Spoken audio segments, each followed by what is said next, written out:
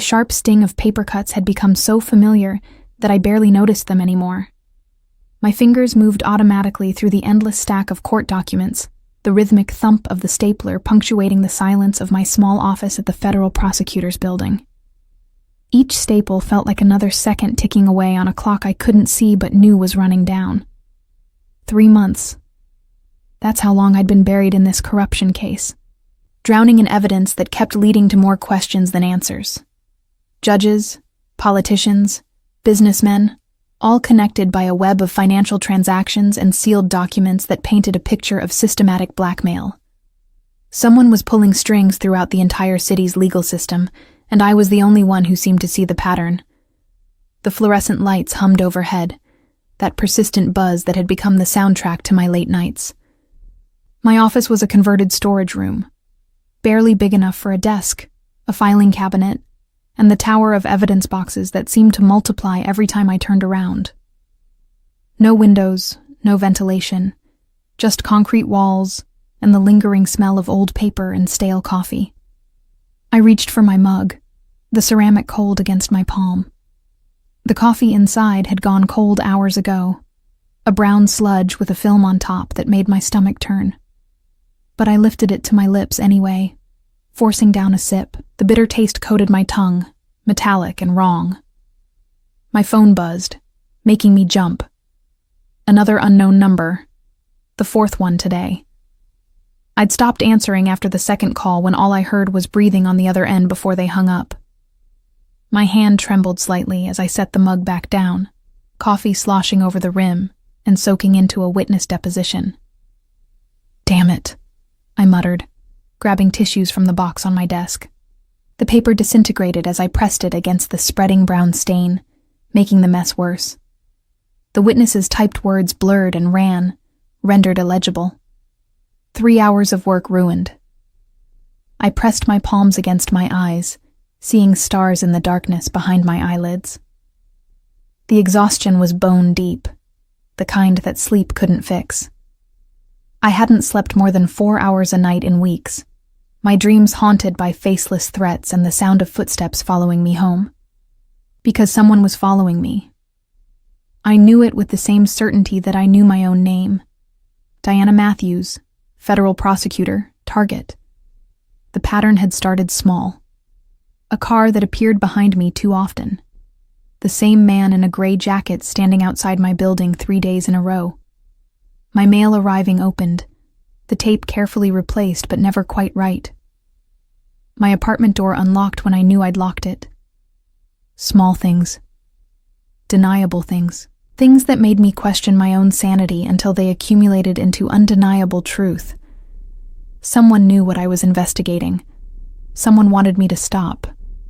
Someone wanted me scared. And God help me. It was working. My office door opened without warning, the sudden movement making me nearly knock over what was left of my coffee. My supervisor, Richard Hendricks, stood in the doorway, his face set in that permanent expression of disapproval he seemed to reserve specifically for me. "Matthews," he said, not bothering with pleasantries. "You're still here."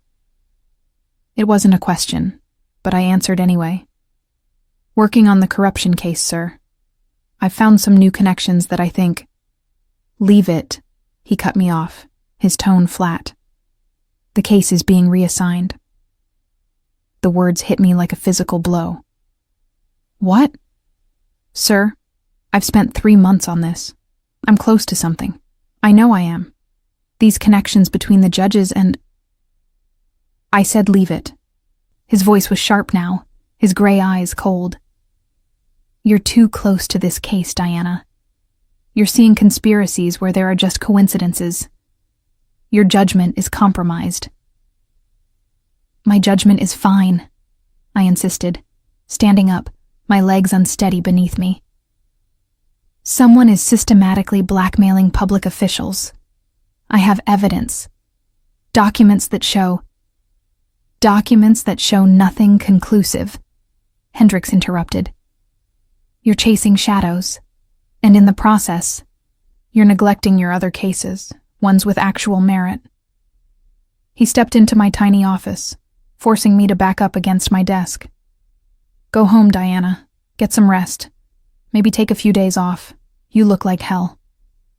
The dismissal was clear, but I couldn't let it go. "Sir, please, just look at what I've found. 5 judges, all receiving payments from the same offshore account. 3 politicians photographed at the same private club. Sealed records in cases that should be public. This is real."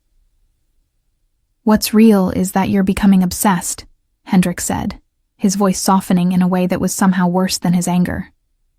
"I'm concerned about you. We all are. This kind of stress, this level of paranoia, it's not healthy." Paranoia. The word stung because I'd been using it myself, in my darker moments when I wondered if I was losing my mind. But I wasn't paranoid. I couldn't be. "I'm not paranoid," I said, but my voice wavered. "Someone is following me. Someone broke into my apartment. Someone keeps calling and hanging up."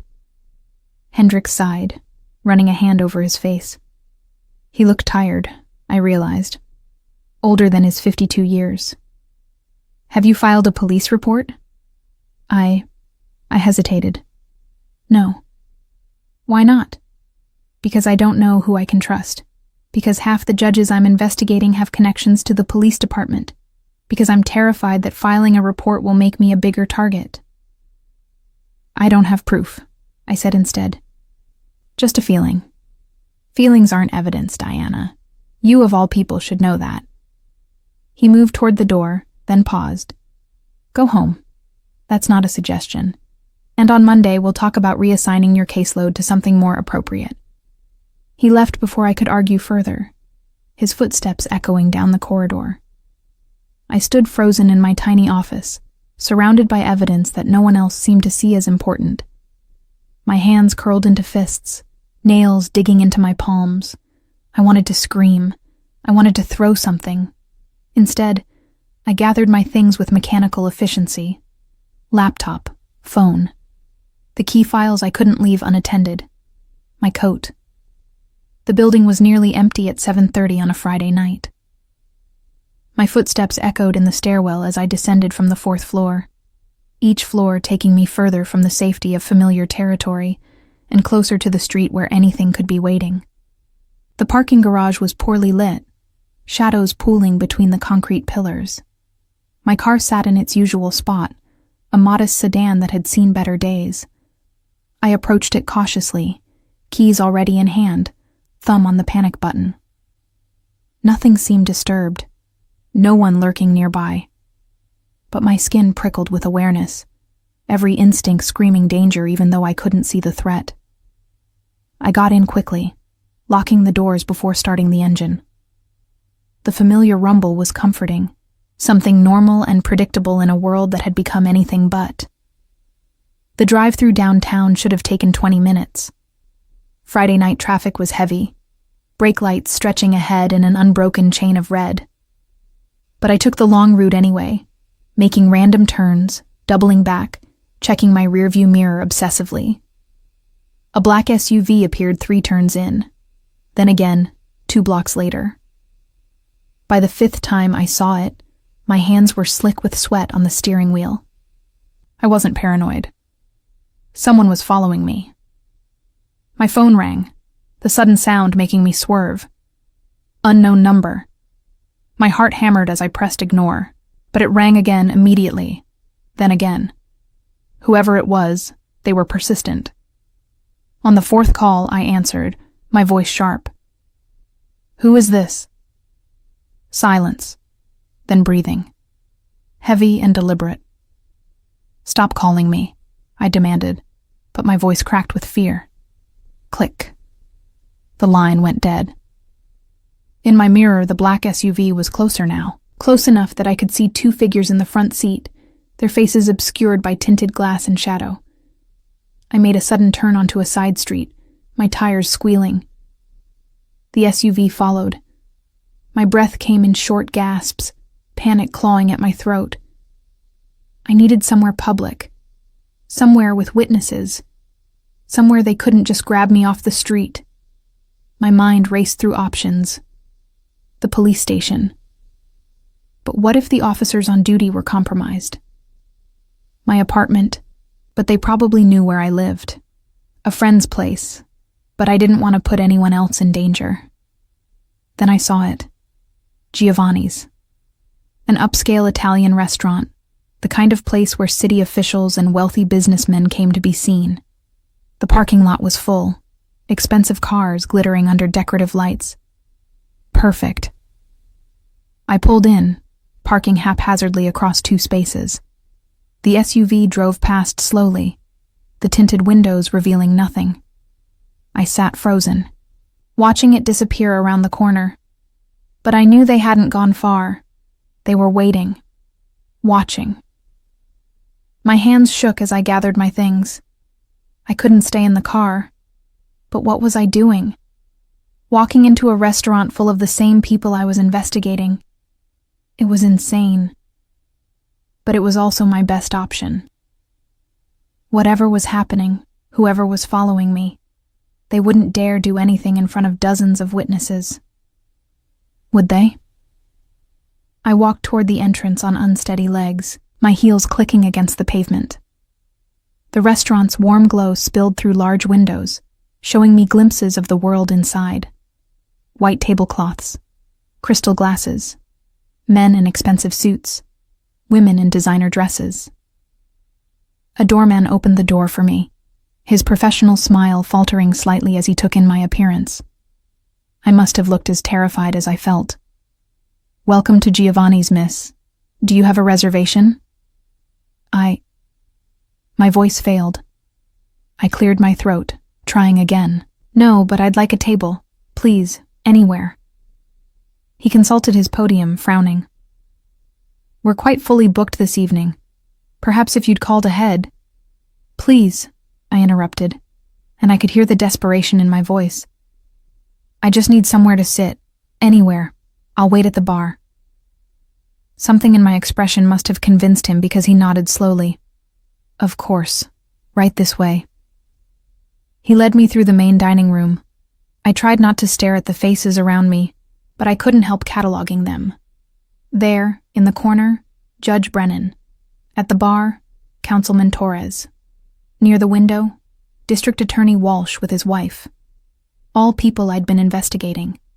All people who might be part of the conspiracy. All people who might want me silent. My legs nearly gave out. This was a mistake. A terrible mistake. But I couldn't leave now. Not with the black SUV probably still circling outside. So I followed the doorman to a small table near the back, partially hidden by a decorative screen. "Your server will be with you shortly," he said, then disappeared back toward the entrance. I sat down carefully, my back to the wall, positioned so I could see both the entrance and the main dining room. My purse sat heavy on my lap, my phone clutched in one sweaty hand. I needed a plan. Call the police, I decided.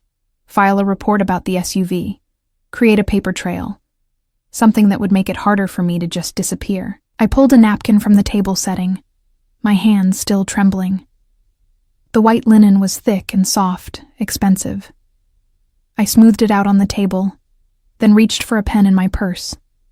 My mind blank with fear and exhaustion, I wrote the only thing I could think of. 2 words that encompassed everything I was feeling, everything I needed.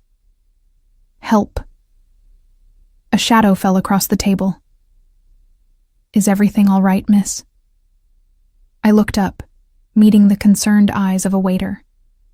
Young, probably early 20s, with kind eyes and a name tag that read, Marco. The words stuck in my throat. How did I explain? How did I tell this stranger that I was being followed? That I was investigating a conspiracy? That I'd walked into this restaurant because I had nowhere else to go? "Could you—" I swallowed hard. "Could you call the police? I think someone is following me." His expression shifted from concern to alarm. "Of course. Let me get the manager." He hurried away, and I sat there clutching the napkin with help written on it. My last desperate plea to a universe that seemed determined to silence me. I didn't see the man approaching from the other side of the restaurant. Didn't notice the shift in attention as other diners turned to watch him move through the room with the kind of presence that commanded notice. I didn't know that my life was about to change completely. I didn't know that writing help on that napkin would set in motion events that I couldn't stop, couldn't control, couldn't escape. I didn't know that at a table in the VIP section, Dominic Russo had just been handed my napkin by a curious busboy who'd found it and thought the boss should see. I didn't know anything except fear, and in that moment, that was all I had. The manager appeared within minutes, a thin man with graying hair and the practiced calm of someone accustomed to handling delicate situations. He introduced himself as Vincent and ushered me into a small office behind the kitchen, away from curious eyes. "Miss, you said someone is following you?" His voice was gentle, but I could see the concern in his eyes. Or was it suspicion? "Would you like me to call the police?" I opened my mouth to say yes, then hesitated. The black SUV, the unknown calls, the feeling of being watched constantly. What if the police were part of it? What if filing a report only made things worse? I don't know, I admitted, my voice barely above a whisper. I'm not sure who I can trust. Vincent's expression shifted to something I couldn't quite read. "Wait here," he said. "I need to speak with someone." He left before I could protest, closing the door behind him. I sat in the small office surrounded by filing cabinets and schedules, my heart pounding so hard I could feel it in my throat. The sounds of the kitchen filtered through the walls, muffled voices and the clatter of dishes creating a strange soundtrack to my panic. Minutes passed. 5, then 10. I checked my phone obsessively, but there were no new calls, no new messages. Just the weight of silence and my own spiraling thoughts. When the door finally opened, it wasn't Vincent who entered. The man who walked in commanded the space immediately. Tall, broad-shouldered, dressed in a black suit that probably cost more than my monthly rent. His dark hair was perfectly styled, his jaw sharp and clean-shaven. But it was his eyes that struck me, dark and intense, assessing me with an intelligence that made me feel exposed. He moved with a predator's grace, closing the door behind him with a soft click that sounded impossibly loud in the small room. "Diana Matthews," he said, and it wasn't a question. He knew my name. "I'm Dominic Russo." The name should have meant something to me. I could see that expectation in his eyes, but my mind was too fractured by fear and exhaustion to place it. "How do you know my name?" I demanded, though my voice shook. A slight smile touched his lips, more acknowledgement than amusement. "You're a federal prosecutor. You've been on the news recently, talking about your investigation into judicial corruption." He moved closer, and I instinctively pressed back against my chair. "You've been asking dangerous questions, Diana. Questions that make powerful people very uncomfortable." "I don't understand." My hands gripped the armrests of the chair. "Who are you? Why do you care?" "Because someone brought me this." He reached into his jacket pocket and I flinched, half expecting a weapon. Instead, he pulled out a white napkin. My napkin. The one I'd written help on. My face burned with humiliation. I didn't mean for anyone to see that. But someone did. He set the napkin on the desk between us, smoothing it out so the desperate word was clearly visible. And that someone brought it to me because in this restaurant, in my city, when someone asks for help, I'm the one who decides what happens next. The implication in his words finally broke through my panic. My city. The possessive way he said it. The deference of the staff. The fact that he'd been summoned when I asked for help. I trailed off, my throat dry. "You're Dominic Russo. The Dominic Russo." I see my reputation precedes me." He pulled out the chair across from me and sat down with casual elegance, as if we were having a business meeting instead of whatever this was. "Now tell me, Diana, why does a federal prosecutor walk into my restaurant looking terrified and write 'help' on a napkin? I should have left, should have run. Dominic Russo wasn't just a restaurant owner or a businessman. He was the head of the most powerful crime family in the city, a man who controlled everything from the docks to the courts through a network of influence and intimidation that made him untouchable. I'd been investigating corruption, and I'd just walked straight into the office of one of the most corrupt men in the city. But I didn't run. Because despite everything, despite knowing what he was, there was something in his eyes that made me believe he was actually listening, actually waiting for my answer. "Someone is following me," I said finally. "I've been investigating a case, judicial corruption, blackmail, and someone doesn't want me to finish." The words came faster now, spilling out. "They've been in my apartment. They call and hang up. Tonight, a black SUV followed me through downtown. I didn't know where else to go." Dominic listened without interrupting, his dark eyes never leaving my face. When I finished, he leaned back in his chair, studying me with an intensity that made me want to look away. "Describe the SUV," he said. "Black. Tinted windows. 2 people inside, I think. They followed me for at least 15 minutes before I came here. And your case, this corruption investigation. What exactly have you uncovered?" I hesitated. Everything I'd found was confidential, part of an ongoing investigation. Sharing it with a known crime boss was not just unethical, it was potentially illegal. But I was also terrified and running out of options. "Judges are being blackmailed," I said quietly. "Someone has compromising information on at least 5 sitting judges.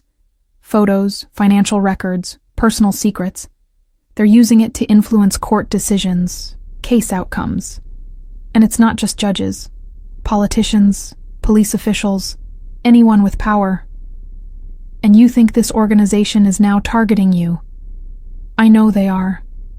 I pulled out my phone, showing him the log of unknown calls.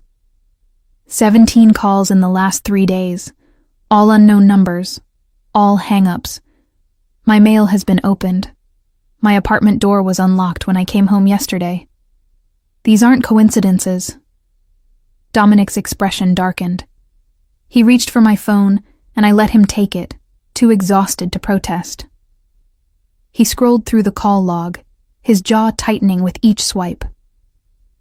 "These numbers," he said slowly. "Some of them I recognize." "You do?" He set the phone down, meeting my eyes. "Diana, the organization you're investigating, the one blackmailing officials, it's run by a man named Anthony Castellano.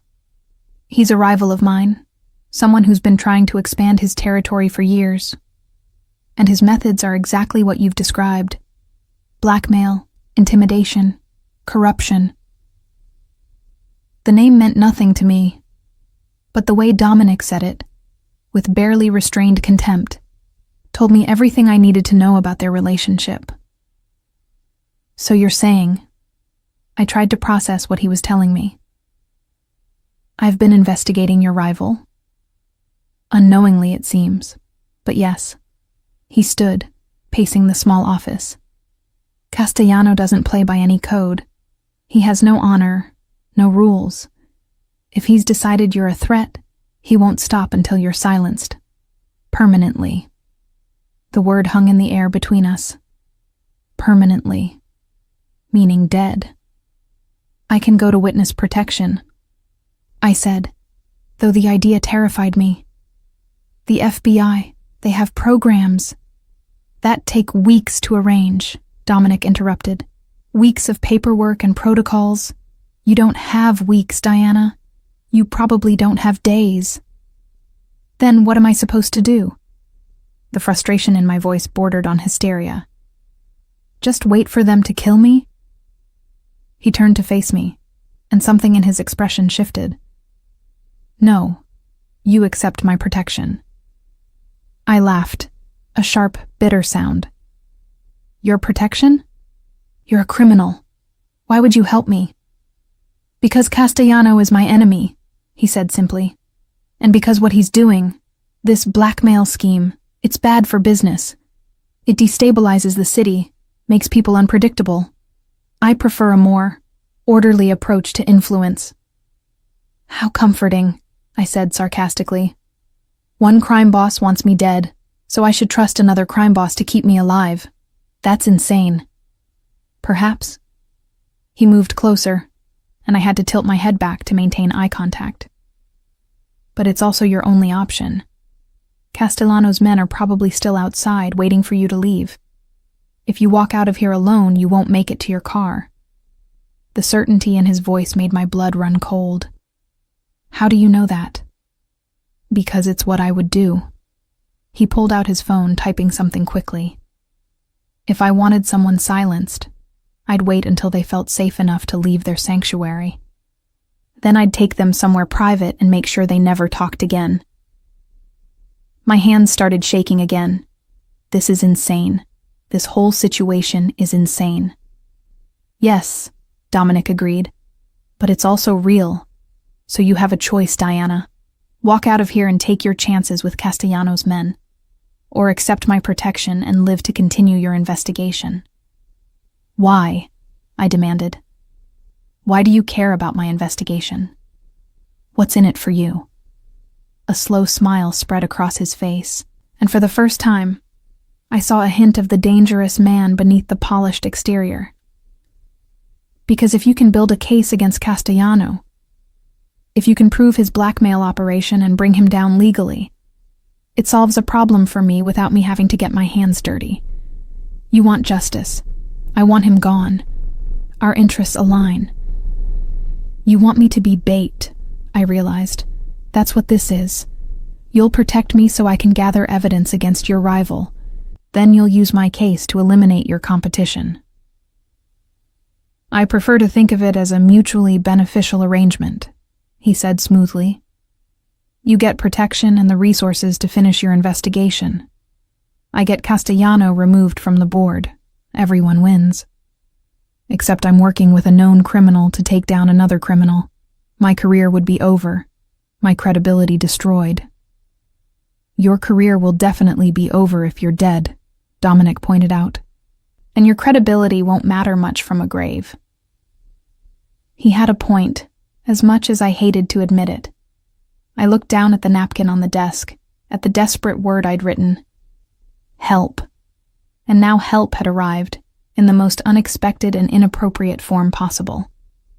If I agree, I said slowly, what exactly does your protection entail? You'll stay at one of my properties. Secure location, armed guards, everything you need. You'll continue your investigation with the full resources of my organization at your disposal. Information, witnesses, documentation, whatever you need to build your case. And in exchange? You share everything you find with me. Every piece of evidence, every connection, every witness. And when you're ready to bring charges, you make sure they stick. I stood up, needing to move, to think. This was wrong on every possible level. Accepting help from Dominic Russo would compromise everything I believed in, everything I'd worked for. It would make me complicit in his criminal enterprise, blur the lines between right and wrong in ways I might never be able to come back from. But he was also right.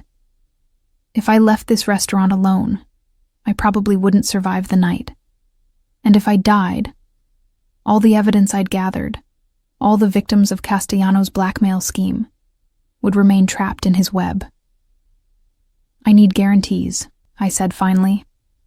Written documentation of this arrangement, something that proves I was acting under duress, that I had no other options. Dominic's eyebrows rose slightly. You want a contract with the mob. That's unusual. Those are my terms. He studied me for a long moment, then nodded. All right. I'll have something drawn up. But Diana, understand this. Once you accept my protection, you're under it completely. That means you do what I say, when I say it. You don't leave the safe house without permission. You don't contact anyone without my knowledge, and you absolutely do not try to run. So, I'm trading one prison for another. You're accepting temporary restrictions to stay alive, he corrected. There's a difference. A knock on the door interrupted us. A man entered, tall and muscular with a scar running down his left cheek. He whispered something to Dominic, whose expression hardened. "We need to move," Dominic said to me. "Castellano's men are getting impatient. They've moved into the parking lot." My heart jumped into my throat. "They're here? Inside?" "Just the lot, but we can't wait any longer." He held out his hand. "What's it going to be, Diana? My protection or your pride?" I looked at his outstretched hand, then at the door, knowing what waited for me beyond it. This was the moment, the decision that would define everything that came after.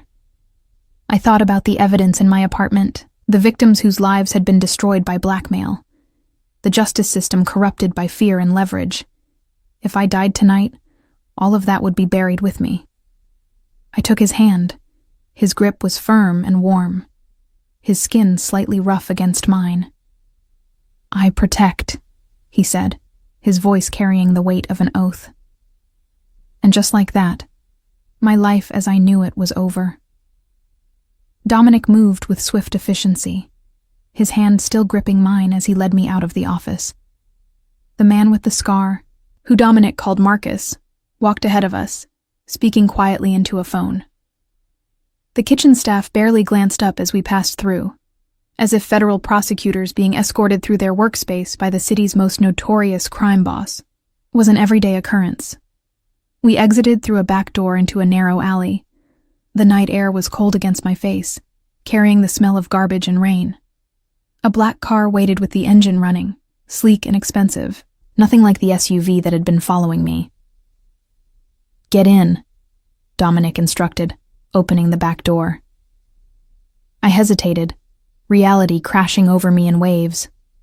This was it, the point of no return. Once I got in that car, I was choosing this path, accepting help from a criminal, crossing a line I could never uncross. "Diana." Dominic's voice was patient but firm. "They're circling to the back. We have maybe 2 minutes." I got in. The leather seats were soft and still warm from the heater. Dominic slid in beside me, and Marcus took the front passenger seat next to the driver, a young man with sharp eyes and faster reflexes. "Go," Dominic ordered, and the car pulled smoothly out of the alley. I twisted in my seat, looking back at Giovanni's. Sure enough, I could see figures moving in the parking lot, converging on where we'd just been. My stomach churned with the realization of how close I'd come. "Where are we going?" I asked, forcing my voice to steady. "Somewhere safe," Dominic replied, pulling out his phone. He typed rapidly, then made a call. "It's done. Yes, she's with me. Prepare the North House, full security detail.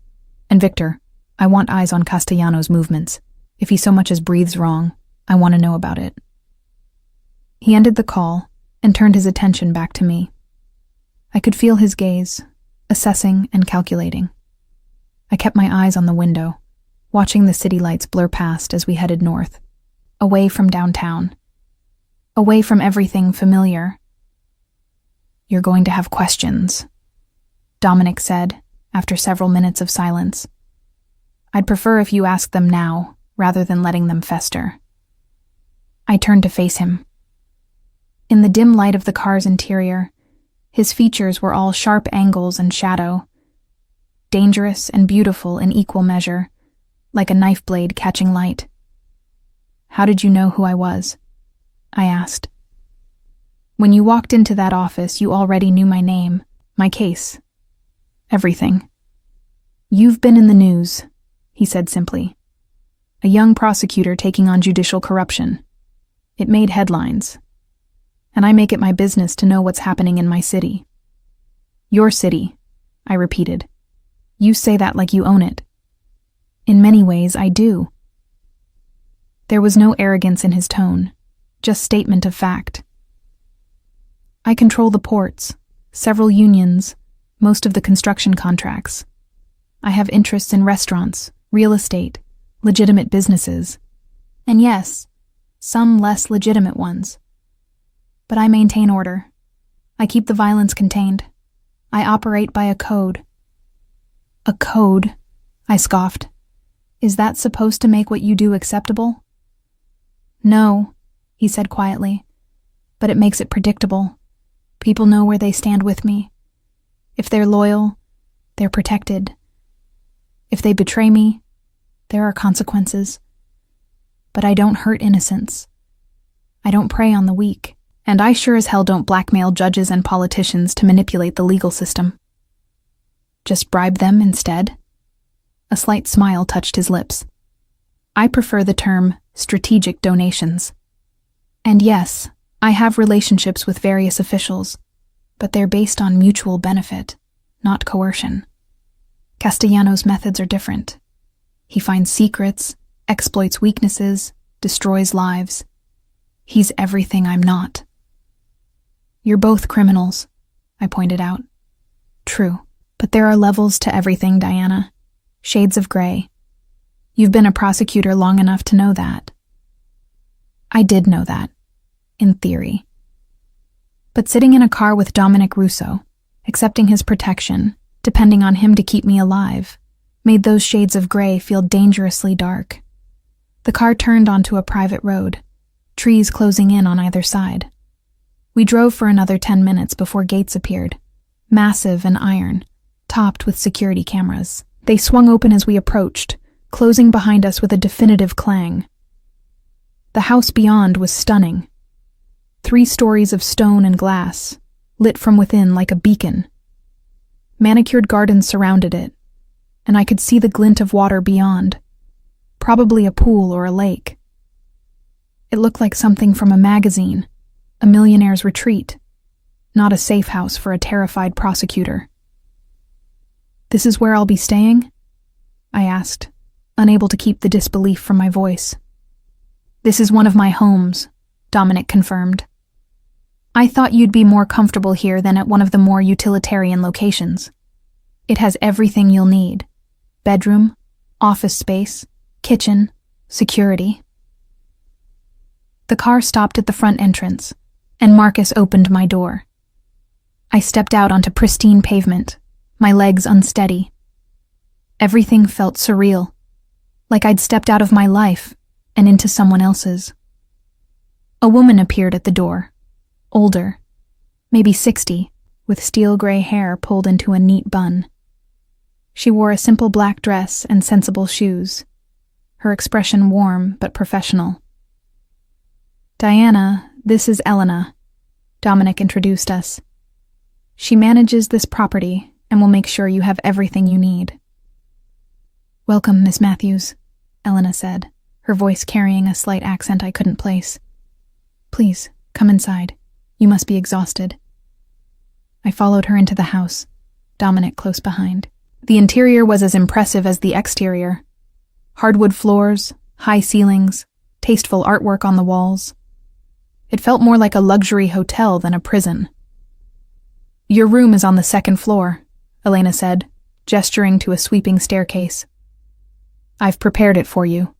Fresh linens, toiletries, everything you should need. If there's anything else, just ask. Thank you, I managed. Dominic touched my elbow, guiding me toward a sitting room off the main entrance. Elena, give us a few minutes. She nodded and disappeared, leaving us alone in the elegant space. Dominic closed the door and turned to face me, his expression serious. We need to establish some ground rules, he said. This arrangement only works if you follow them. I remember. Don't leave. Don't contact anyone. Do what you say. I couldn't keep the bitterness from my voice. It's for your protection, Diana. Castellano has resources. If he finds out where you are, all of this is for nothing. I understand. I sank into one of the armchairs, suddenly feeling the full weight of the day's events. But I need to know something. This protection, this arrangement, what exactly do you expect from me? I told you. Continue your investigation. Build your case against Castellano. And then? And then you bring him down legally. You arrest him, you put him on trial, you make sure he goes away for a very long time. While you take over his territory, I said flatly. Dominic didn't deny it. His operations will need to be absorbed by someone. Better me than another Castellano rising to take his place. At least you know what you're getting with me. Do I? I challenged. I don't know you at all, Dominic. For all I know, you're exactly the same as him, or worse. Something flickered across his face, too quick to identify. He moved to the window, looking out at the dark gardens. For a long moment he didn't speak, and I wondered if I'd pushed too far. 5 years ago, he said finally, his voice quiet. I was engaged to be married. Her name was Isabella. She was a teacher, completely uninvolved in my business. Sweet, kind, everything I wasn't. He paused, his hands clenching at his sides. Castellano found out about her. He decided to use her as leverage, to force me to give up some of my territory. He kidnapped her, held her for 3 days, sent me photos of what he was doing to her. My breath caught. What happened? I gave him what he wanted, paid the ransom, got Isabella back. His voice was flat now, emotionless. But she was never the same. The things he did to her, the trauma, it broke something inside her. She left me 6 months later, said she couldn't live in my world anymore, couldn't risk being used against me again. She moved across the country, changed her name, cut all contact. I'm sorry, I said, and meant it. Don't be. He turned back to face me. It taught me a valuable lesson about Castellano. He has no boundaries, no code, no honor. He's a rabid dog that needs to be put down. And you're going to help me do it. Because I'm convenient, I said. Because I walked into your restaurant at exactly the right moment. Because you're a federal prosecutor with the skill and determination to actually build a case that will stick, he corrected. I've been waiting for an opportunity like this for years. Someone outside my organization, someone with legal authority, someone who wants Castellano gone as much as I do. I stood, needing to pace, to move. The room felt too small suddenly, the situation too overwhelming. This is insane. You realize that, right? I'm a federal prosecutor. I took an oath to uphold the law, and now I'm hiding in a crime boss's mansion, agreeing to work with him to take down his rival. This is the definition of corruption. Or survival, Dominic said. Depends on your perspective. My perspective is that I've compromised everything I believe in. You're still alive to believe in it. He moved closer, and I could smell his cologne, something expensive and subtle. Diana, I understand your conflict. I do. But right now, tonight, you made the only choice that kept you breathing. Everything else, the ethics, the morality, the consequences, those are tomorrow's problems. Easy for you to say, I muttered. Actually, it's not. His voice held an edge I hadn't heard before. You think I wanted to become this? You think I woke up one day and decided to be a criminal? I was born into this life, Diana. My father ran this organization before me. I inherited his empire and his enemies. I've spent my entire adult life trying to legitimize the businesses, to reduce the violence, to create something that could eventually become legal. But men like Castellano make that impossible. I looked up at him, seeing something in his eyes I hadn't expected. Weariness, frustration, maybe even regret. Why are you telling me this? I asked. Because I need you to understand that we're not so different, you and I. We both want a better city. We just have different methods of achieving it. Your methods include murder and extortion, when necessary, but I prefer negotiation and mutual benefit. Violence is expensive and messy. It draws attention. I'd much rather have allies than enemies. Is that what I am now? An ally? I prefer to think of you as a partner. Temporary, conditional, but a partner nonetheless. A knock on the door interrupted us. Marcus entered, his expression grim. We have a problem. Castellanos put a price on her head. $500,000 to anyone who brings her in alive. $1 million if they bring proof she's dead. My legs gave out. I sat down hard, the air rushing from my lungs. $1 million. I was worth $1 million dead. Double our security, Dominic ordered. No one in or out without my explicit approval. And Marcus, I want to know everyone Castellano talks to, everywhere he goes. If he's making a move, I want to know before he does. Marcus nodded and left. Dominic knelt in front of me, his dark eyes intense. Diana, look at me. I forced myself to meet his gaze. You're safe here. I won't let anything happen to you. Do you understand? Why? The question came out as a whisper. Why do you care? You barely know me. I'm just a prosecutor who stumbled into your restaurant. His hand came up, cupping my cheek with surprising gentleness. Because I protect what's mine. And right now, whether you like it or not, you're mine to protect. The possessiveness in his words should have frightened me, should have made me pull away. But instead, I felt something else. Something that terrified me more than Castellano's bounty, or the SUV that had followed me, or the unknown future stretching ahead. I felt safe. For the first time in months, with a known criminal's hand on my face and $1 million bounty on my head. I felt safe. And that, more than anything else that had happened tonight, told me just how far I'd fallen. Dominic stood, his hand dropping away. Elena will show you to your room.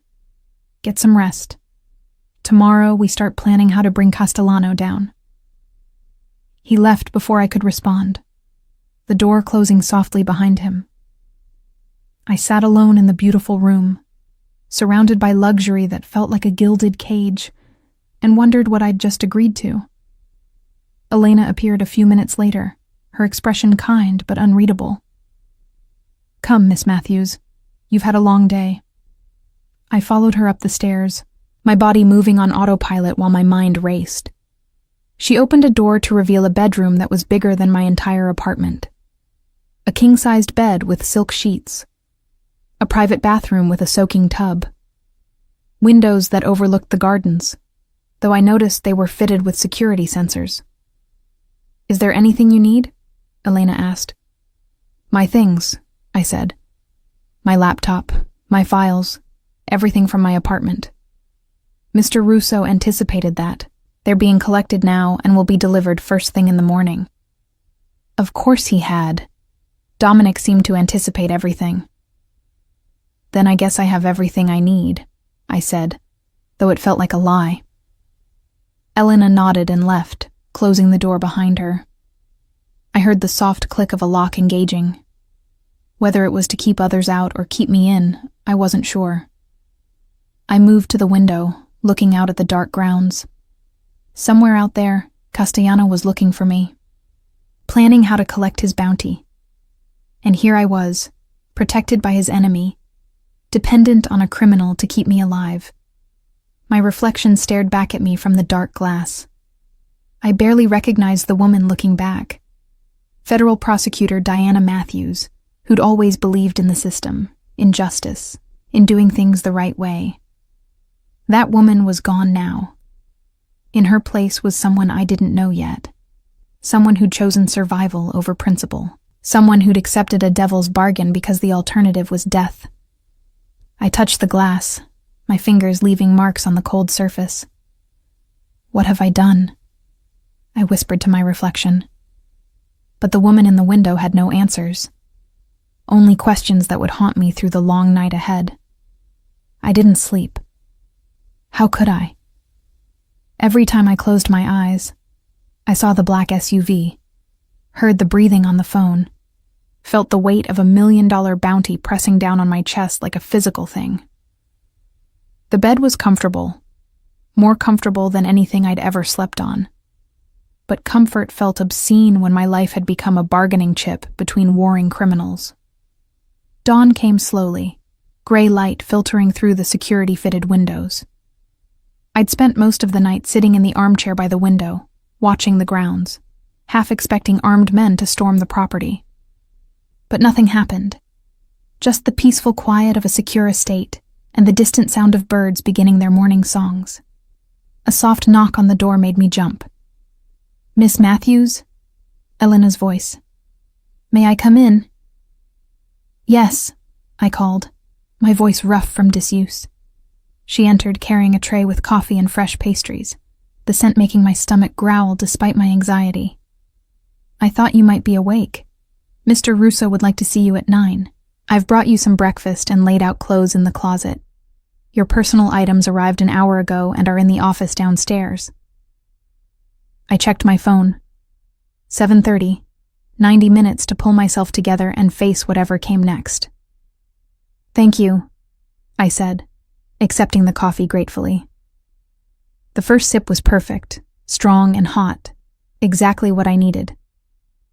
Elena moved to the windows, opening the curtains fully to reveal the morning.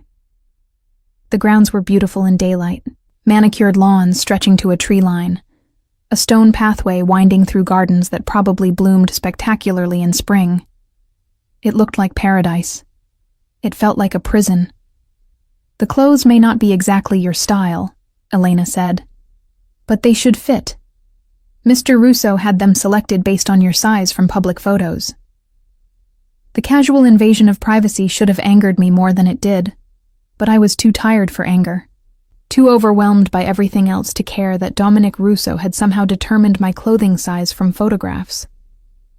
After Elena left, I showered, letting hot water pound against my shoulders until my skin turned pink.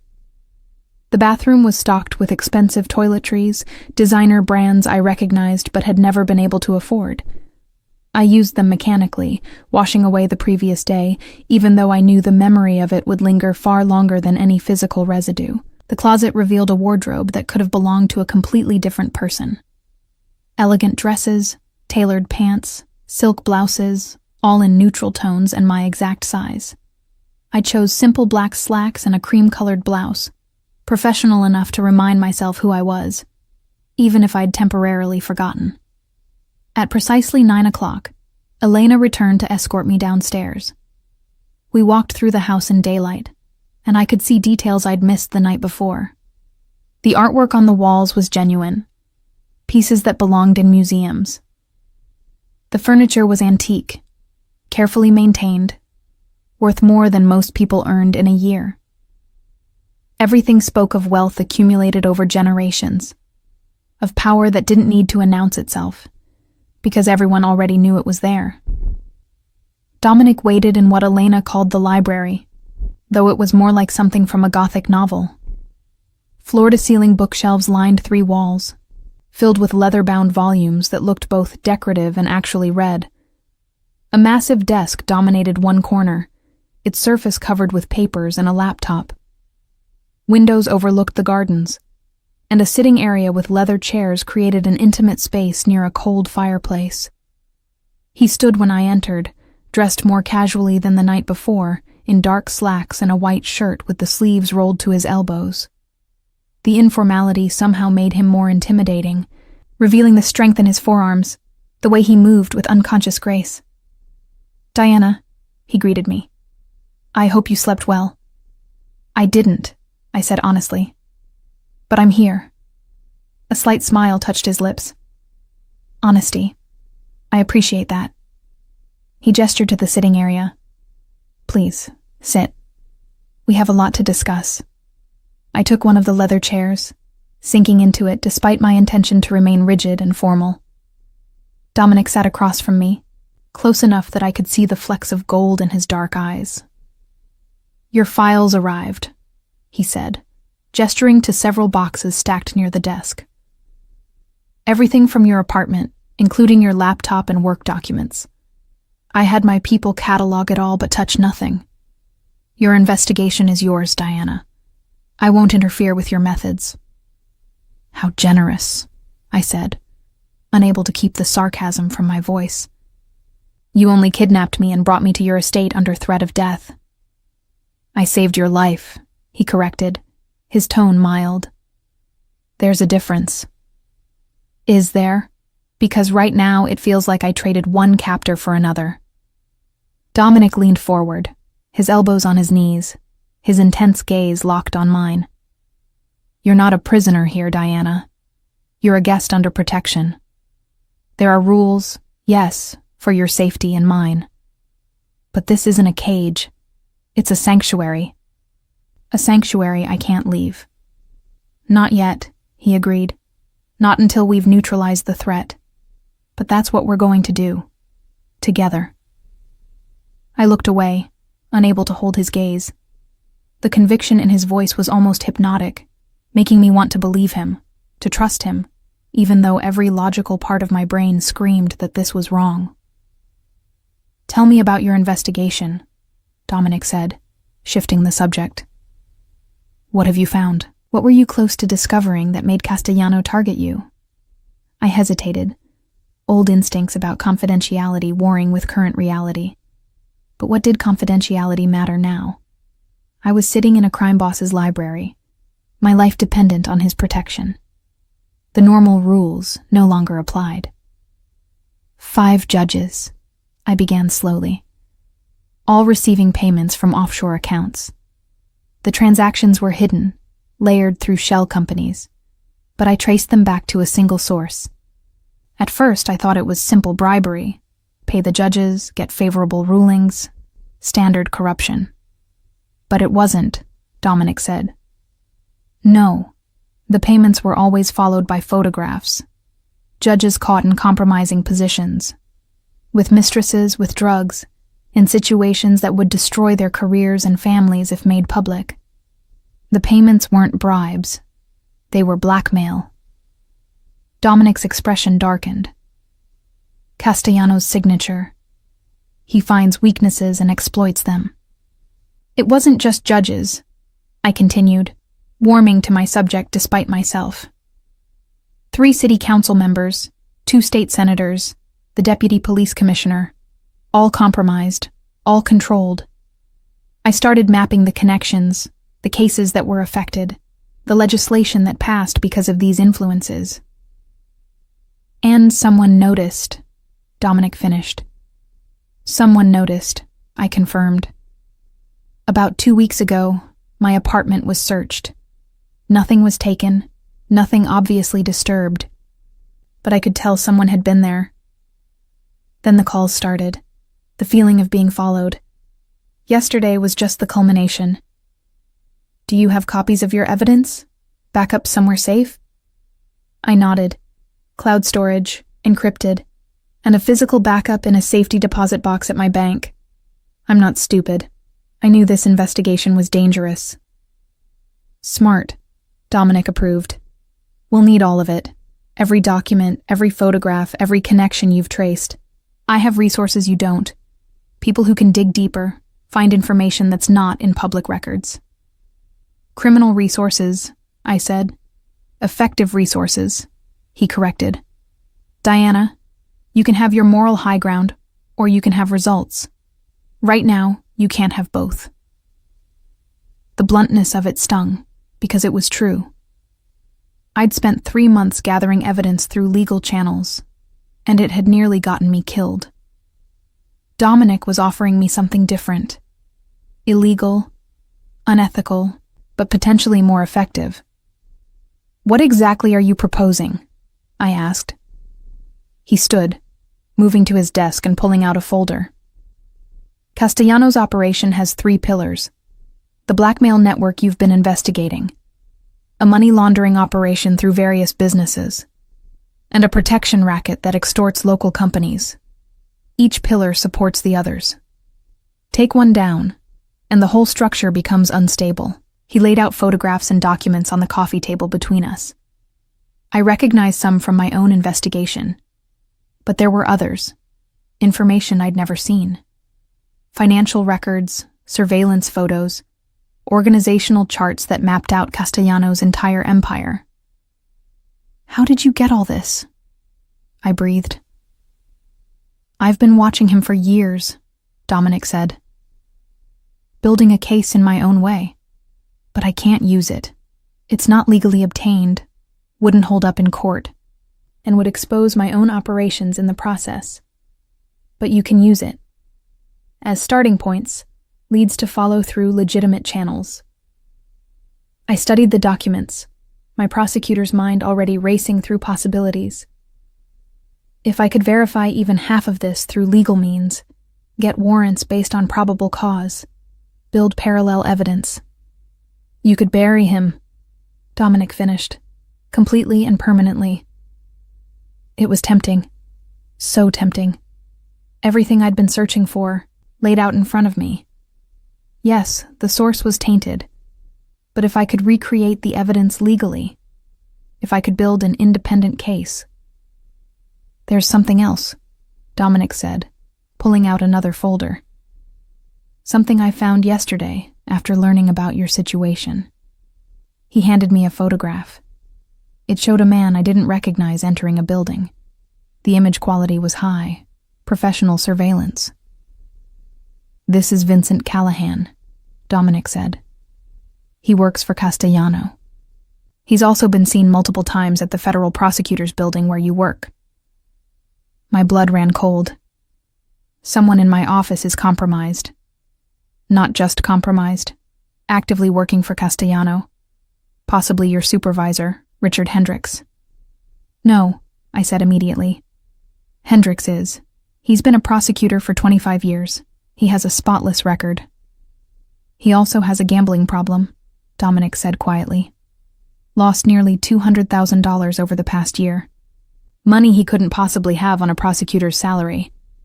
That debt was purchased by one of Castellano's front companies 6 months ago. He showed me more documents, casino records, bank statements, phone logs, all pointing to the same conclusion. Hendricks was owned by Castellano. That's why he kept dismissing my concerns, I realized. Why he wanted me to drop the investigation. He wasn't protecting the system. He was protecting Castellano. And reporting everything you found directly back to him, Dominic added. Every piece of evidence you gathered, every witness you interviewed, Castellano knew about it. I felt sick. My own supervisor, someone I'd trusted, had betrayed not just me but everything the prosecutor's office was supposed to stand for. We need to arrest him, bring charges for corruption, obstruction of justice. We can't, Dominic interrupted. Not yet. If we move on Hendricks, Castellano will know we're coming. He'll destroy evidence, disappear witnesses, maybe even flee. We need to let Hendricks think everything is normal while we build our case. You mean I need to let him think I'm dead? I said slowly, understanding. If Castellano believes he succeeded in silencing me, he'll relax his guard. Exactly. Dominic sat back down, his expression serious. For this to work, Diana Matthews needs to disappear, at least officially. No contact with your old life, no social media, nothing that indicates you're still alive and working the case. You want me to fake my death. I want you to go dark, he clarified. Let Castellano think he won, then hit him when he's not expecting it. I stood, needing to move, to process. This was beyond anything I'd imagined. Not just accepting protection, but actively participating in a deception, using Dominic's criminal network to build a legal case, becoming someone I didn't recognize. I need guarantees, I said, turning to face him. Written guarantees that nothing I do here will be used against me. That when this is over, I walk away clean. You'll have them, Dominic promised. My lawyer will draw up documents. Immunity for any actions taken under duress, protection from prosecution, everything you need. And what do you get? I asked. Besides Castellano's territory? He stood, moving closer until we were only a few feet apart. I get a city without a rabid dog running loose. I get to sleep at night knowing the man who destroyed Isabella won't hurt anyone else. And maybe, if I'm very lucky, I get the satisfaction of seeing justice actually served for once. There was something raw in his voice, something that made me believe he actually meant it. That beneath the criminal exterior, there was someone who understood the concept of justice, even if his methods were unorthodox. "I need to think," I said. "You have until tonight," Dominic replied. "Castellano is moving quickly. He's already consolidating his operation, preparing for expansion. If we don't act soon, he'll become untouchable.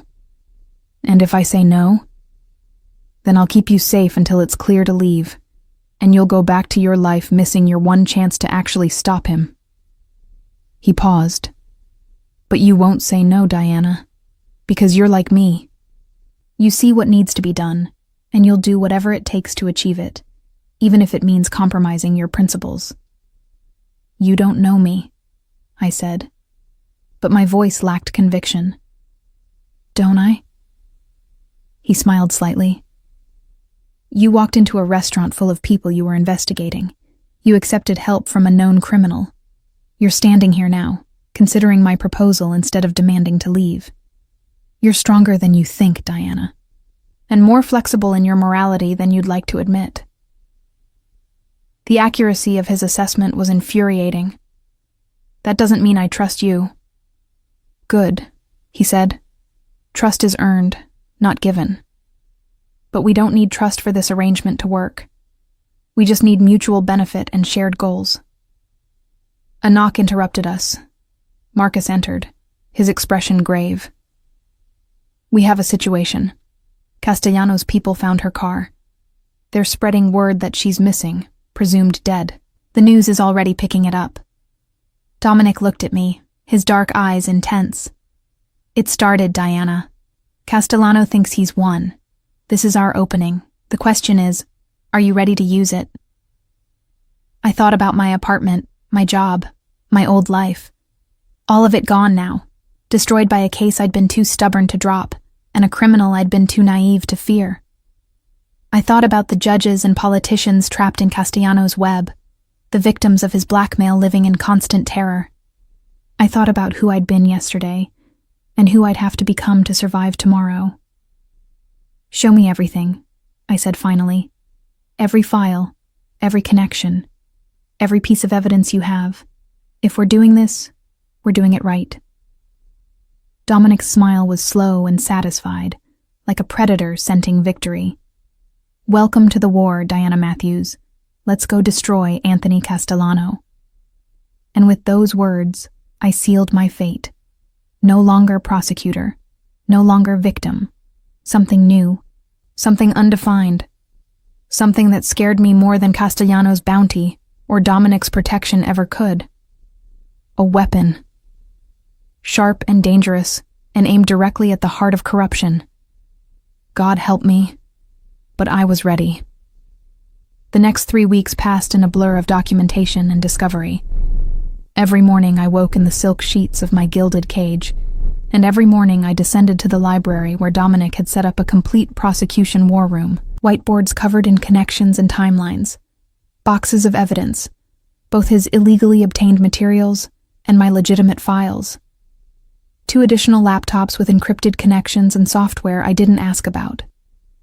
Elena brought meals at regular intervals, always perfectly prepared, always served with quiet efficiency. I barely tasted them. My world had narrowed to patterns of corruption, financial trails, witness statements that needed corroboration. Dominic worked alongside me most days, his presence both distracting and oddly comforting. He was different than I'd expected. Sharp, yes, with a mind that could track multiple threads simultaneously and see connections I missed. But also patient, willing to explain the criminal side of operations in ways that helped me understand how to build legal cases around them. He never touched the actual evidence, never contaminated the chain of custody. Everything he provided was filtered through intermediaries, laundered through legitimate sources until I could use it without compromising the case. "Here," he said one afternoon, sliding a folder across the table. We'd been working for 6 hours straight, my eyes burning from screen glare and concentration. Financial records for Judge Brennan. My people traced the offshore account to a subsidiary of a subsidiary, 5 layers deep, But it all comes back to Castellano. I opened the folder, scanning the documents. Bank statements, wire transfer records, corporate filings. All damning, all inadmissible in court because of how they were obtained. I need legal access to these accounts, a warrant based on probable cause. Already in motion, Dominic said. I have someone at the IRS who owes me a favor. Anonymous tip about suspicious transactions. They'll open an investigation, get subpoenas through proper channels. Give it a week, and you'll have legitimate copies of everything in that folder. I should have been horrified at the casual corruption. Instead, I was grateful.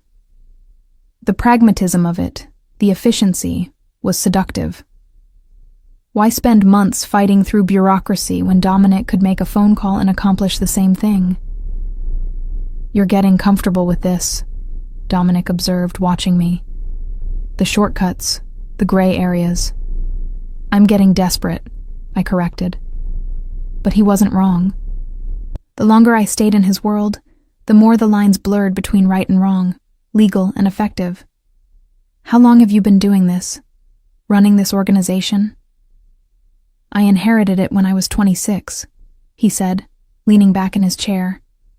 My father was killed by a rival family. Shotgun blast outside his favorite restaurant. They didn't even have the decency to wait until he was alone. My mother was with him. I'm sorry, I said, meaning it. Don't be. He was a monster. Dominic's voice was flat, emotionless. Violent, paranoid, cruel. He ruled through fear and brutality. When I took over, I made changes. Established rules, codes of conduct. I wanted to build something different, something that could eventually transition into legitimate business. By running protection rackets and bribing officials, by reducing violence, limiting civilian casualties, creating stability. He met my eyes. You think I'm evil, Diana. I understand that, but I've prevented more bloodshed than I've caused. Under my father, there were gang wars every few months, bodies in the streets, innocent people caught in crossfire. I ended that. I made peace with the other families, established territories, created order from chaos. You're still a criminal. Yes, he agreed simply. But I'm a criminal who keeps his word, who protects those under his care, who operates by a code that Castellano abandoned years ago. That has to count for something. I wanted to argue, to maintain my moral superiority. But 3 weeks of working beside him had shown me things I couldn't ignore. The way his people looked at him with respect rather than fear.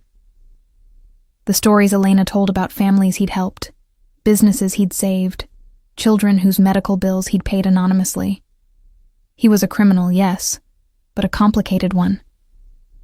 Tell me about Isabella, I said, changing the subject to something I'd been curious about since he first mentioned her. You said Castellano destroyed her. What exactly happened? Dominic was quiet for a long moment, his jaw tight. He kept her in a warehouse for 3 days, didn't feed her, barely gave her water, photographed her, sent me pictures every 6 hours to show me she was alive but suffering. When I finally got her back, she was traumatized, wouldn't speak, couldn't sleep, jumped at every sound. That's torture. That's Castellano. His hands clenched into fists. He didn't just want my territory. He wanted to break me, to show everyone I was weak. And he succeeded. I gave him what he wanted, because I couldn't stand to see her suffer. 6 months later, Isabella left me. Said she couldn't live with the constant fear. Couldn't be with someone whose world was so dangerous. I haven't spoken to her since. Do you blame her? No, he said quietly. I blame myself for bringing her into this life. And I blame Castellano for taking away the one thing I actually cared about. The vulnerability in his admission surprised me. This wasn't the confident crime boss, the man who commanded respect with a look. This was someone carrying old wounds, old regrets. Is that why you're really helping me? I asked. Revenge? Partially, he admitted. But also because he's bad for business, bad for the city, and needs to be stopped. You're giving me the opportunity to do that without starting a war that would kill dozens of people. That's worth a lot. Before I could respond, Marcus entered without knocking, his expression urgent. We have a problem. Castellano just moved on Judge Brennan. Called in his marker, demanded a ruling in a case tomorrow. Brennan refused. Dominic was on his feet instantly. What happened? Castellano sent muscle. They grabbed Brennan's daughter from her college campus, sent him a video of her tied up, crying. He's got 24 hours to rule the right way, or the daughter disappears permanently. My heart sank. Judge Brennan had a daughter, Emily, 20 years old, studying pre-law. I'd seen her photo in the evidence files, smiling and innocent, with no idea her father was trapped in a nightmare. Where is she? I demanded. We don't know yet, Marcus said, but we're looking. Every resource we have is on it. I looked at Dominic, seeing the calculation in his eyes. We have to find her. We have to get her back. We will, he said, but his tone suggested it wouldn't be easy. Marcus, get Victor and the team. I want eyes on every property Castellano owns or has access to. Warehouses, storage units, apartments, everything. And monitor police frequencies. If anyone reports suspicious activity, I want to know immediately. Marcus left, already pulling out his phone. Dominic turned to me, his expression serious. This changes things. Castellano's getting aggressive, which means he's either desperate or confident. Neither is good for us. We can use this, I said, my prosecutor's mind already working. Kidnapping across state lines is federal. If we can prove Castellano ordered it, we can bring federal charges. Much harder to corrupt a federal judge than a local one. First, we have to find the girl, Dominic said, and we have less than 24 hours to do it. The next hours were a masterclass in organized crime efficiency. Dominic's network spread across the city like a spider's web, every contact activated, every resource deployed. I watched from the library as he coordinated the search, his phone constantly ringing with updates, his commands precise and immediate. Eastside Warehouse is clear. Nothing at the storage facility on 5th. Residential property in Brooklyn shows no activity. Each negative report tightened the knot in my stomach. Emily Brennan was out there somewhere, terrified and alone, while we systematically searched every possible location. Time was running out. At midnight, I was half asleep at the table, my head on my arms, when Dominic's voice cut through my exhaustion. We found her. I jerked awake. Where? Old textile factory in Queens. Castellano's using it as a temporary holding facility. 2 guards outside, probably more inside. Victor's team is in position, waiting for my order. Call the police, I said immediately. Give them an anonymous tip. The police will take too long, Dominic said. They'll need to get warrants, coordinate SWAT, go through channels. Emily doesn't have that kind of time. By the time they move, Castellano will have been notified and moved her somewhere we can't find. So, what are you suggesting? His dark eyes met mine. I go in. Get the girl. Bring her back to her father. That's illegal. Vigilante action. If you're caught... I won't be caught, he interrupted. And more importantly, Emily Brennan will be safe. Isn't that what matters? He was right, and I hated that he was right. The legal system was too slow, too bound by procedure. Emily needed immediate action, the kind that only someone like Dominic could provide. Do it, I said, the words feeling like betrayal and salvation in equal measure. But no one gets killed. No excessive force. Get her out. Get her safe. That's all. Agreed. He was already moving toward the door, pulling on a jacket. Stay here. This won't take long. I'm coming with you, I said, standing. He turned, surprise clear on his face. Absolutely not. She's going to be terrified. She'll have been held by armed men for hours. The last thing she needs is to be rescued by more armed men. She needs to see a woman, someone non-threatening, someone who can reassure her that she's actually being saved.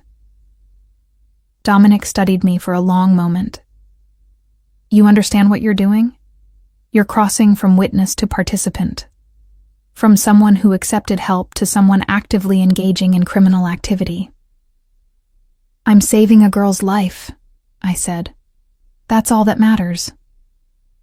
A slow smile spread across his face, admiration clear in his eyes. You're not who I thought you were, Diana Matthews. Neither are you, Dominic Russo. 20 minutes later, I was in the back of a black SUV, wearing dark clothing Elena had provided, and a bulletproof vest that felt heavy and alien against my chest. Marcus drove, his face set in professional concentration. Another car with Victor and his team followed close behind. The textile factory loomed against the night sky, a hulking skeleton of industrial decay. Broken windows gaped like missing teeth. Graffiti covered the lower walls. A single light burned on the second floor, barely visible through grimy glass. 2 guards at the east entrance, Victor's voice came through the radio. 1 guard at the west loading dock, all armed. Non-lethal takedowns only, Dominic ordered. We're ghosts. In and out, no trace. I watched as his team moved with military precision, shadows separating from shadows, approaching the building from multiple angles. This was Dominic's other life, the one I'd only seen hints of. Not the businessman in expensive suits, but the commander of an efficient, dangerous organization. 3 soft thuds, almost simultaneous. Guards are down, Victor reported. Building is secure for entry.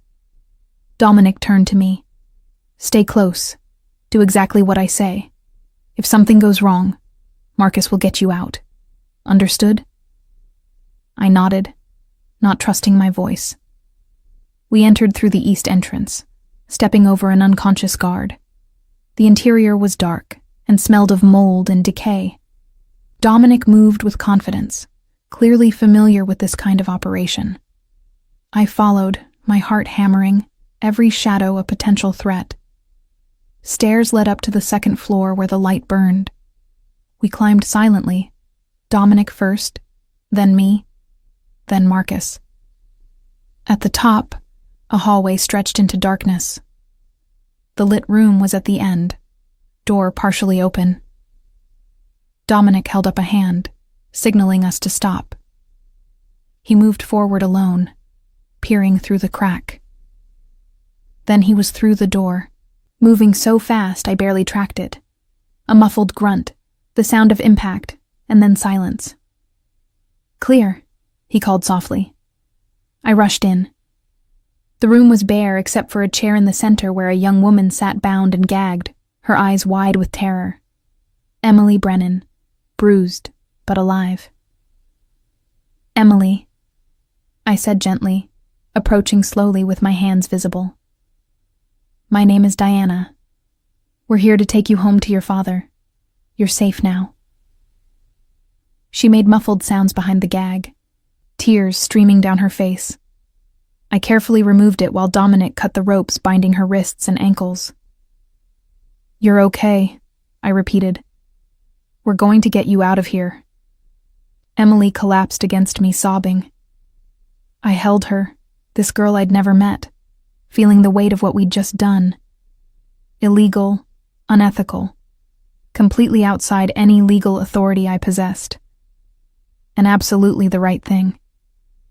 We need to move, Marcus said from the doorway.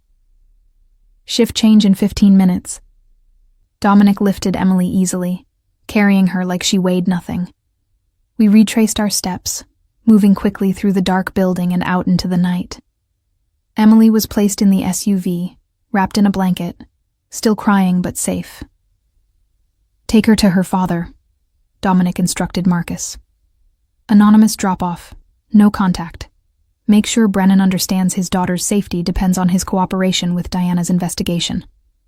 The SUV pulled away, leaving Dominic and me standing in the shadows of the decrepit factory. Police sirens wailed in the distance, probably responding to reports of the unconscious guards. "We should go," I said. "In a moment."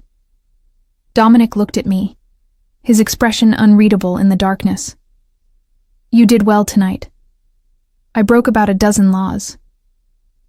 "You saved a girl's life," he corrected. "There's a difference." "Is there?" I asked, echoing his words from our first meeting. "Because right now, it feels like I'm becoming exactly what I swore I'd never be. A criminal who justifies their actions with good intentions." "Welcome to the real world," Dominic said softly, "where good people do bad things for good reasons, and bad people sometimes do good things for bad reasons. It's all gray, Diana. The sooner you accept that, the easier this becomes." "I don't want it to be easy," I said. "I don't want to stop feeling conflicted about breaking the law." "Then don't," he said. "Hold on to that conflict. It's what separates us from Castellano. We still care about the cost of our actions. He never did." We drove back to the estate in silence, the weight of what we'd done settling over me like a shroud. I'd crossed a line tonight, stepped from observer to participant, from prosecutor to vigilante. And the terrifying part was how right it had felt, how easy it had been to justify, how little I regretted it. Back in my room, I stood at the window, watching dawn paint the sky in shades of pink and gold. Somewhere in the city, Emily Brennan was being reunited with her father.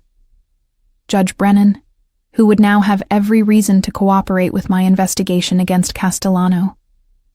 One more piece moved into position. One more step closer to bringing down a monster. One more compromise of my principles. My reflection stared back at me from the glass, and I wondered how many more compromises it would take before I no longer recognized the woman looking back. The news broke 3 days after Emily Brennan's rescue. Judge Brennan, in a stunning reversal, ruled against Castellano's interests in a high-profile racketeering case, then immediately requested protective custody and offered to testify against organized crime operations. The media exploded with speculation. Legal analysts called it unprecedented. Castellano, according to Dominic's sources, went into a rage that resulted in 2 of his own men being hospitalized.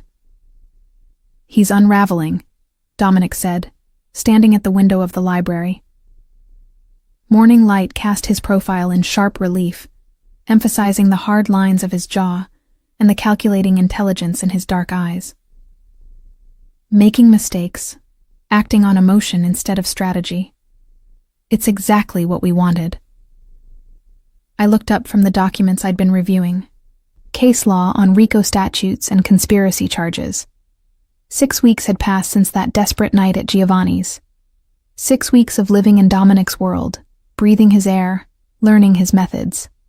6 weeks of building a prosecution that would either revolutionize organized crime law or destroy my career completely.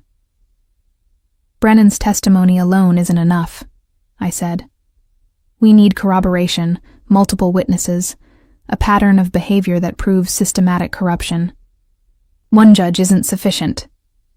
Which is why we're not stopping with Brennan." Dominic moved to the table, spreading out new photographs. Councilman Torres, State Senator Williams, Deputy Commissioner Marks. All of them are ready to flip. All of them have families Castellano has threatened. All of them want out from under his control. And all of them are willing to testify? With the right incentives and protections, yes. He looked at me, his expression serious. "But it has to happen fast, Diana. Castellano knows something is wrong. He's consolidating his operations, moving money offshore, preparing to either fight or flee. We have a window, maybe 2 weeks, before he disappears completely.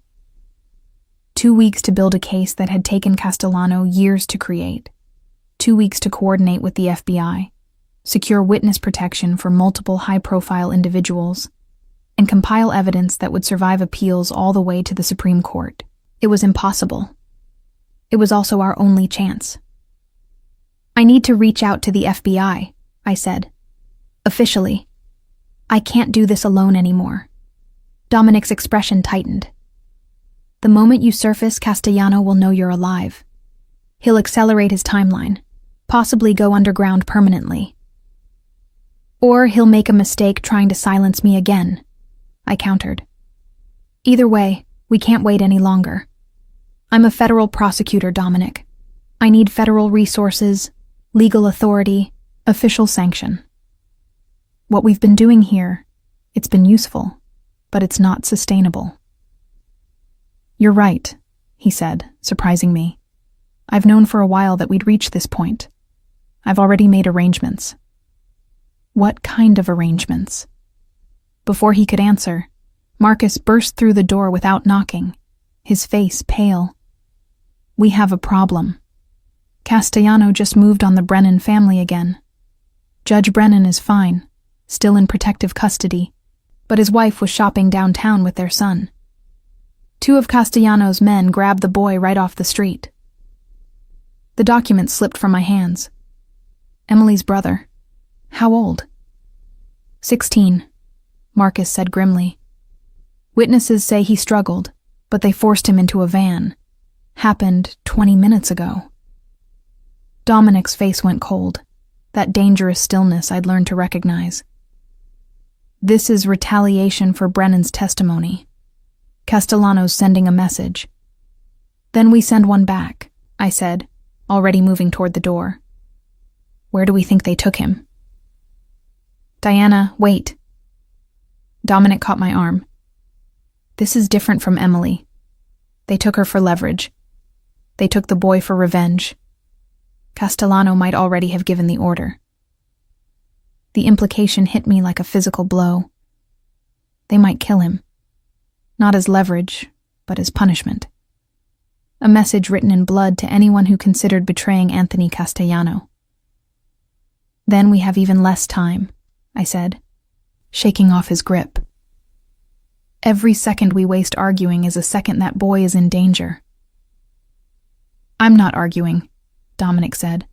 "I'm telling you what we're facing. This isn't a rescue mission anymore. This is war." "Then let's go to war." Something shifted in his expression, approval mixed with concern. "Marcus, mobilize everyone. I want every location Castellano uses mapped and searched simultaneously. And Marcus, weapons free. If they resist, put them down." "Dominic, no," I started. "This isn't a debate," he cut me off, his voice hard. "Castellano crossed a line. He took a child for execution. I won't risk my people's lives by restricting their ability to defend themselves. You'll start a bloodbath." "Castellano already started it," he said flatly. "We're just finishing it." The next hour was chaos. Dominic's organization mobilized with military efficiency. Teams dispatched to 12 locations simultaneously. I sat in the library, monitoring radio communications, feeling useless and terrified. This was beyond anything I'd imagined, beyond rescue missions and legal gray areas. This was actual warfare between criminal organizations, and I'd helped precipitate it. East Warehouse is clear. Nothing at the marina. Industrial Park shows activity, checking now. Each report increased my anxiety. Time was running out for Michael Brennan, a teenager whose only crime was being his father's son. Then Victor's voice crackled through. "We have them. Shipping container yard on the waterfront. Multiple hostiles. Visual confirmation of the target. He's alive, but they're preparing to move him." "All teams converge," Dominic ordered. "Diana, you're staying here." "No," I said, standing. "If this goes wrong, if people die, I need to be there. I need to witness what I've caused." "You didn't cause this. Castellano did. I provided the catalyst. I'm coming." We locked eyes, a battle of wills that lasted several heartbeats. Then he nodded once, sharp and final. Stay behind me. Do not engage. If shooting starts, you hit the ground. Understood? Understood. The shipping container yard was a maze of metal boxes stacked 3 high, creating corridors and dead ends. The perfect place for an ambush. Or a trap. Dominic's team moved in formation, weapons drawn, communicating through hand signals and whispered commands. I followed at the rear with Marcus, my heart hammering so hard I thought everyone could hear it. We found them in the center of the yard, near a crane that loomed against the night sky. 4 men, all armed, surrounding a shipping container. The door was open, and I could see movement inside. Michael Brennan, tied to a chair, his face bruised and swollen. Castellano's not here, Victor reported quietly. He sent his lieutenant, Carlo Vega. The others are just muscle. Can we extract the boy without engagement? Dominic asked. Negative. They're too close, too alert. Any approach will be seen. Dominic considered for a moment, then stepped out from cover, his hands visible and empty. Carlo, he called. Let's talk. The men spun toward his voice, weapons raised. Carlo Vega was a lean man with dead eyes and a reputation for brutality. Russo, he said, his tone almost amused. I was hoping you'd show up. Makes this more interesting. The boy has nothing to do with our business, Dominic said calmly. Let him go, and you and your men walk away. No one needs to die tonight. But someone does need to die, Carlo countered. Mr. Castellano was very specific. The judge betrayed him, so the judge's son pays the price. It's simple economics. There's nothing simple about murdering a child. He's 16, not a child anymore. Carlo gestured to one of his men, who moved toward the container. But tell you what, Russo, I'll make you a deal. You walk away now, and I'll make it quick. The kid won't suffer. That's more mercy than Castellano would show. I couldn't stay silent any longer. I stepped out from cover before Marcus could stop me. My name is Diana Matthews, I called. Federal prosecutor. Let Michael Brennan go, and I'll guarantee you immunity. Full protection, witness relocation, everything you need to escape Castellano. Carlo's attention shifted to me, his eyes widening slightly. You're the prosecutor everyone thinks is dead. Obviously not. And in about 5 minutes, the FBI is going to arrive here with arrest warrants for everyone associated with Anthony Castellano. You can be arrested or you can be a witness. Your choice. It was a complete bluff. The FBI knew nothing about this location, and I had no authority to offer immunity deals. But Carlo didn't know that. She's lying, one of his men said. Maybe, Carlo replied. Or maybe Russo got himself a pet prosecutor to legitimize his war against Castellano. He studied me with calculating eyes. What's the deal worth to you, Ms. Matthews? Everything you know about Castellano's operation. Names, locations, financial records, blackmail files. Complete cooperation in exchange for immunity and protection. And if I refuse? Then Dominic's team takes you down, Michael Brennan gets rescued anyway, and you either die here or spend the rest of your life in prison as a cop killer. I let that sink in. Because the moment you hurt that boy, this stops being about organized crime and becomes about murdering the son of a federal witness. That's death penalty territory, Carlo. Is your loyalty to Castellano really worth your life? Silence stretched between us, broken only by the distant sound of traffic and the hum of the city. Carlo's men shifted nervously, looking to him for direction. Michael Brennan watched from the container, hope and terror warring in his young face. How do I know you'll keep your word? Carlo asked finally. Because unlike Castellano, I actually believe in the rule of law, I said. And because Dominic Russo is standing right there watching, if I betray you, you think he'll let that slide? Honor among thieves, Carlo. Sometimes that's worth more than legal contracts. Carlo looked at Dominic, who nodded once. She keeps her word, And if she doesn't, I'll make it right. You have my guarantee." The moment stretched impossibly long. Then Carlo lowered his weapon. "Get the kid out," he told his men. "We're done here." Michael Brennan was released, stumbling from the container on unsteady legs. Marcus moved forward to catch him, guiding him away from Castellano's men. I didn't breathe until they were clear, until Michael was behind our lines and relatively safe. "The FBI will contact you within 24 hours, I told Carlo. "Stay visible, stay accessible. If you run, the deal is void." "I'll be waiting," he said.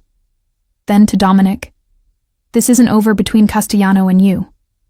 "No," Dominic agreed, "but it's close. Very close." We withdrew in good order. No shots fired, no casualties. A miracle, considering how badly it could have gone. Michael Brennan was checked over by a doctor on Dominic's payroll, treated for minor injuries, then reunited with his parents in protective custody. Judge Brennan wept when he saw his son alive. "Thank you," he said to me, his voice breaking. "Thank you for saving my family." I wanted to tell him I'd also endangered his family, that my investigation had painted a target on everyone he loved. But I just nodded and promised his cooperation would mean something, would help bring down the organization that terrorized him. Back at the estate, exhaustion finally caught up with me. I collapsed in the library, my body shaking with delayed adrenaline. Dominic appeared with brandy, pressing a glass into my hands. "Drink," he ordered. I did, the burn of alcohol grounding me. I lied to Carlo Vega. I have no authority to offer immunity deals. "I know," Dominic said. "And the FBI doesn't know about tonight, about any of this." "They will," he said. "I've arranged a meeting for tomorrow. You, me, and FBI Special Agent Rebecca Torres. She's clean, incorruptible, and has been trying to build a case against Castellano for years. She'll listen." "You've been planning this." "Since the beginning," he admitted. "I always knew we'd need federal involvement eventually. I just wanted you to be ready first, to understand what you were facing, what Castellano was capable of. If you'd gone to the FBI 6 weeks ago, they would have dismissed your evidence as tainted, your methods as compromised. Now you have witnesses, corroboration, and a prosecutor who's willing to stake her career on this case. You've been manipulating me," I realized. "This entire time, you've been positioning me exactly where you needed me." "Yes," he said simply. "But I've also been protecting you, training you, preparing you for the fight ahead. Everything I've done has been to ensure Castellano goes down and you survive the process. I should have been angry, should have felt used. Instead, I felt something else, gratitude mixed with understanding. Dominic had given me what I needed, even when I didn't know I needed it." "Why?" I asked. "Really, truly, why help me?" He sat across from me, his dark eyes intense. "Because you walked into my restaurant with help written on a napkin, and something in me responded. Because you're brave and stubborn, and refuse to compromise your principles even when it would be easier. Because working with you these past weeks has reminded me why I started trying to legitimize my business in the first place. And because I'm useful against Castellano." "That too," he admitted. "I won't lie to you, Diana. You're useful. But you're also more than that. You're someone who makes me want to be better than I am. Someone who sees the good in people even when they're drowning in bad. Someone who—" He trailed off, something vulnerable flashing across his face. "Someone who what?" I prompted. "Someone who matters," he finished quietly. The air between us changed, charged with something I'd been trying to ignore for weeks.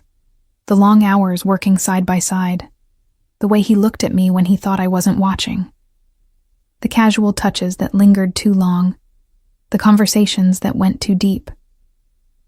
"Dominic," I said, my voice barely a whisper. "This can't happen. Whatever you're feeling, whatever I'm feeling, it can't happen. Why not? Because you're a criminal and I'm a prosecutor. Because everything about this is wrong. Because when this is over, we go back to being enemies. Do we? He leaned forward, close enough that I could smell his cologne, see the gold flecks in his dark eyes. Or do we become something else? Something neither of us expected? I don't know, I admitted. I don't know anything anymore. 6 weeks ago I knew exactly who I was, what I believed, where my lines were. Now I've crossed so many lines I can't even see where they were anymore. Maybe that's not a bad thing, Dominic said softly. Maybe rigid lines make rigid people. Maybe learning to bend, to adapt, to see in shades of gray. Maybe that makes you better at what you do. Or maybe it just makes me corrupt. There's a difference between corrupt and pragmatic. Corrupt is selling out for personal gain. Pragmatic is doing what works, even when it's hard, even when it costs you. His hand covered mine on the armrest. You're not corrupt, Diana. You're the most honest person I've ever met. You just learned that honesty sometimes requires unconventional methods. I looked at our joined hands, his fingers dark against my pale skin. This was wrong. Everything about this was wrong, and yet it felt more right than anything in my life had felt in years. The FBI meeting, I said, forcing myself back to practical matters. Tomorrow. What do I say? The truth? Dominic replied. That you've been investigating Castellano's blackmail operation. That you had to go dark to stay alive. That you now have multiple witnesses ready to testify and evidence to support RICO charges. You don't mention me or my involvement. You position it all as your own investigation, your own sources. I lie to the FBI. You omit certain details for operational security, he corrected. There's a difference. More shades of gray. Welcome to my world. The meeting with FBI Special Agent Rebecca Torres took place at a neutral location, a private conference room at a hotel downtown. Dominic waited outside while I presented my case, 6 weeks of evidence compiled into a damning portrait of systematic corruption. Agent Torres was in her 40s, sharp-eyed and skeptical, with the bearing of someone who'd seen every con and heard every lie. She listened without interrupting as I laid out everything. The judges, the politicians, the blackmail files, the pattern of coercion and control. This is extensive, she said when I finished. Almost too extensive. How did you gather this much information while presumed dead? Carefully, I said, and with help from sources I can't reveal without compromising their safety. Criminal sources. It wasn't a question, but I answered anyway. Sources with access to information I couldn't obtain through legal channels. But everything I'm presenting can be corroborated through legitimate means. Subpoenas, warrants, witness testimony. The foundation is solid. And you're willing to testify to all of this? Go on record about your investigation? Yes. Everything except my sources. Agent Torres studied me for a long moment. You know this will destroy your career. Even if we bring down Castellano, the methods you used, the lines you crossed, they'll come out eventually. You'll never practice law again. I know, I said, and meant it. But Castellano will be stopped. The people he's blackmailed will be free. The system will be cleaner. That's worth my career. She nodded slowly. All right, I'll take this to my superiors. If they agree, we'll need you in protective custody, official witness status, full cooperation. I can do that. And your source, the one who helped you gather all this? I thought about Dominic, waiting outside. About everything he'd done, everything he'd risked, to help me. About the impossibility of what existed between us. Will remain confidential, I said firmly. Agent Torres's expression suggested she knew exactly who my source was, but she didn't push. Welcome back to the world of the living, Prosecutor Matthews. Try to stay that way. I left the hotel feeling lighter than I had in weeks. The FBI was involved. This was official now. Legitimate. Everything I'd been working toward. I'd crossed lines to get here, compromised principles, done things I never imagined myself capable of. But I'd also survived, built a case, and was about to bring down one of the most dangerous criminals in the city. Dominic waited by his car, his expression carefully neutral. How did it go? They're in. Full investigation, witness protection for everyone who testifies, coordinated raids on all of Castellano's operations. I smiled, feeling something like hope for the first time in weeks. We did it, Dominic. We actually did it. You did it, he corrected. I just helped. You did more than help. You saved my life, multiple times.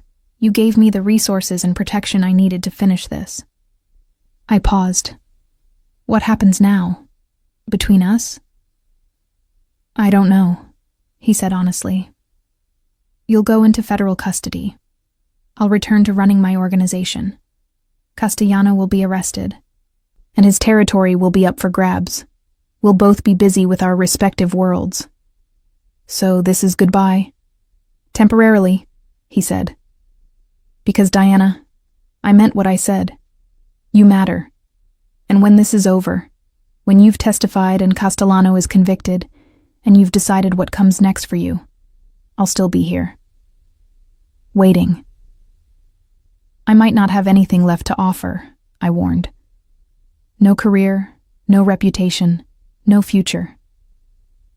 You'll have yourself, he said simply. That's enough. He kissed me then, there on the street in broad daylight, a kiss that tasted of promises and impossibilities, a kiss that said goodbye and hello in the same breath. When we pulled apart, I had tears on my face. I don't know if we can ever work, Dominic. Our worlds are too different. Then maybe, he said softly, we build a new world. One where prosecutors and criminals can find common ground. One where justice doesn't require perfection, just the courage to do what's right. 3 months later, I stood in federal court and watched Anthony Castellano receive 5 consecutive life sentences for racketeering, blackmail, kidnapping, and conspiracy to commit murder. Judge Brennan testified. Carlo Vega testified. A dozen other witnesses testified. The evidence was overwhelming, damning, irrefutable. Castellano stared at me as they led him away, hatred burning in his eyes. But he was powerless now, his empire dismantled, his influence destroyed. I'd won. And yes, Agent Torres was right. My career was over. I was facing ethics hearings, possible disbarment, and a reputation permanently tarnished by my methods. But I'd also saved lives, freed victims, and cleaned corruption from the system. And when I walked out of the courthouse that day, Dominic Russo was waiting by a black car, a slight smile on his face.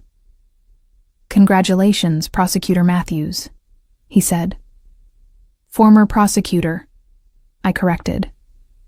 Future something else, he countered. Any ideas what? I looked at him, this complicated man who'd saved me and changed me, and shown me that the world was far more gray than I'd ever imagined. I'm thinking private practice, I said. Defense attorney, maybe, representing people caught in systems they don't understand. Interesting choice. I learned from the best. He opened the car door for me. Where to? I slid in, feeling lighter than I had in months. Somewhere new, somewhere neither of us has been before. I like the sound of that. As we drove away from the courthouse, from my old life and into whatever came next, I realized something. I'd started this journey desperate for help, writing a single word on a napkin in a moment of terror. And I'd found more than help. I'd found strength I didn't know I had, courage to cross lines I'd never imagined crossing, and someone who understood that right and wrong weren't always clearly defined. I'd found myself. And maybe, just maybe, I'd found something worth building a new life around. The city glittered around us, full of possibilities and second chances. I was ready for both.